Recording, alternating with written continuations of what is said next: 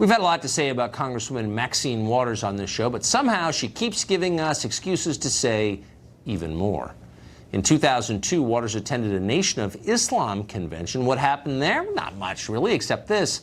Louis Farrakhan showed up, and shortly after celebrating Waters as, quote, a great congresswoman, Louis Farrakhan began praising Palestinian suicide bombers, of course, and then praised Iran for helping arm them. Waters apparently wasn't bothered by this. Of course not. Lawrence Jones is editor-in-chief of Campus Reform, and he joins us tonight. It's like one of those stories. It's like you can't even believe it's real. But I don't think it's going to run in the New York Times tomorrow. Why is that? Of course it's not, because with the left, they have double standards on what is actually hateful and what's racism. And they have double standards, Tucker. You know, this shouldn't be surprising about of Islam, because they have been known to rape women within the religion. They have been known to go after people that they dislike and people that leave the faith. Just ask Malcolm X, who got assassinated because he decided to leave the faith. And so this is a pattern with this organization, but the left has different standards on what they feel is hateful, because remember, what they teach on the college campuses today, Tucker, is that if you're not in power, which they consider minorities not in power, then you can't be racist. And this is something that is going to go on for a long time, Tucker, because no one is standing up for free speech. No one is standing against this hateful rhetoric. We try to report it every day at the Leadership Institute's Campus Reform, but a lot of the mainstream media is not covering this. Well, what's interesting, and I should just say, in the interest of total disclosure and honesty, I know some people in the Nation of Islam who are really nice guys, actually, but there's no defending their, I mean, they are. But there's no defending their core beliefs, which are racist by definition. I mean, they think that God is going to kill all white people. So that's racist, I would say.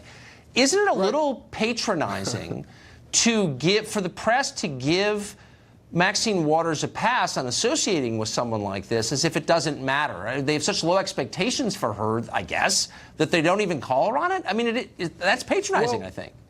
Well, it's not just patronizing, Tucker. It would be different if they were silent on all of these instances of racism.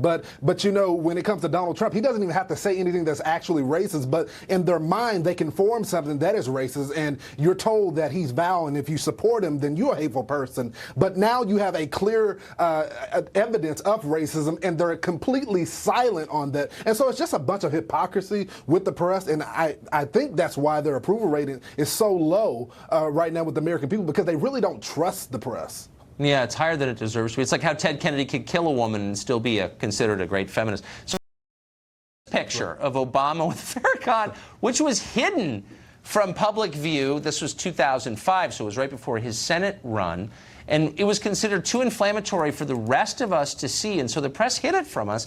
Don't you think we should have had the opportunity to make our own judgments about that?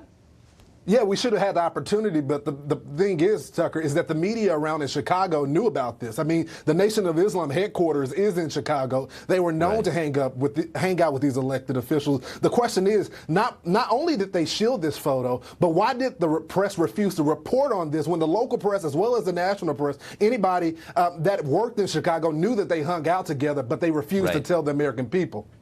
Yeah, I mean, Obama had according to a Nation of Islam guy we talked to, had a Nation of Islam employee or adherent working in his Senate office in Illinois.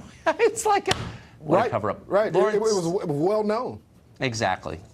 Lawrence, thank you for that. That was great to see you. Thanks, Tucker. Well, the national anthem somehow has become a divisive topic in the past year, but the pop star Fergie managed to unite the whole country behind never letting her sing it again.